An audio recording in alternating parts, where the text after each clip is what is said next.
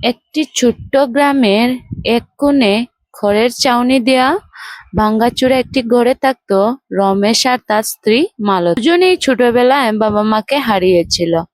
পৃথিবীতে তাদের আপন বলতে কেউ ছিল না।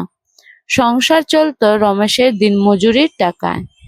যেদিন কাজ মিলতো সেদিন চুলায় হাঁড়ি চড়তো, আর যেদিন কাজ মিলতো না সেদিন শুধু জলকেই তাদের রাত কাটতো।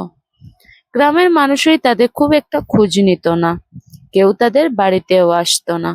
তাই অতিথি আপ্যায়নের আনন্দ কেমন সেটা তারা কোনোদিনও জানতো না। একদিন বিকেলের দিকে হঠাৎ আকাশ কালো মেঘে ঢেকে গেল।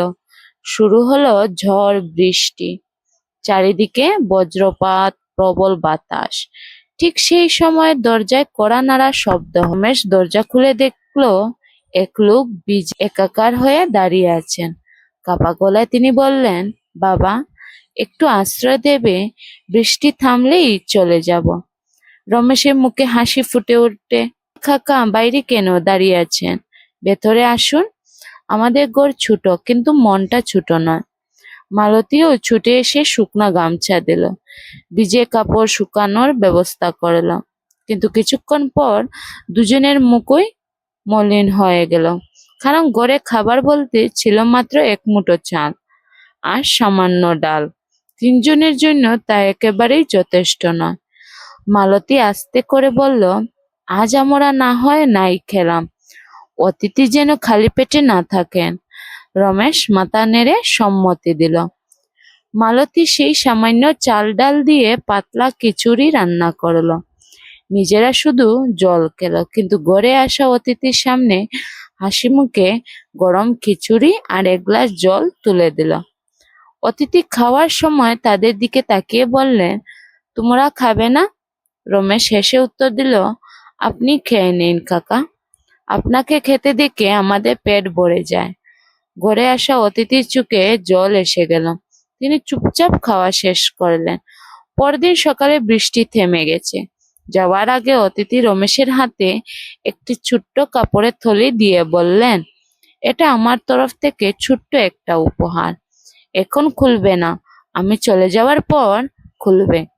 অতিথি চলে যাওয়ার পর রমেশ থলিটি খুলে অবাক হয়ে গেল। ভেতরে কিছু টাকা আর একটি চিঠি। চিঠিতে লেখা ছিল, মানুষের আসল পরিচয় তার সম্পদ নয়, তার হৃদয়। তোমাদের ঘরে ধন নেই, কিন্তু ভালোবাসা অনেক আছে। সেই ভালোবাসার মূল্য পৃথিবীর সব সম্পদের চেয়েও বড়।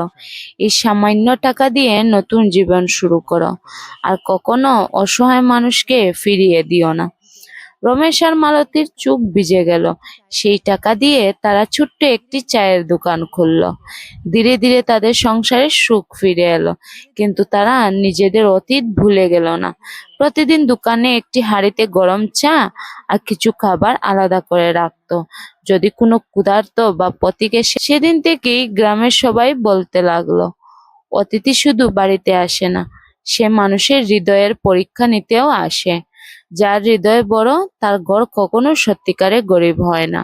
শিক্ষা: অর্থের অভাব মানুষকে গরিব করে না, ভালোবাসা, দয়া আর অতিথি পরায়ণতাই মানুষের সবচেয়ে বড় সম্পদ।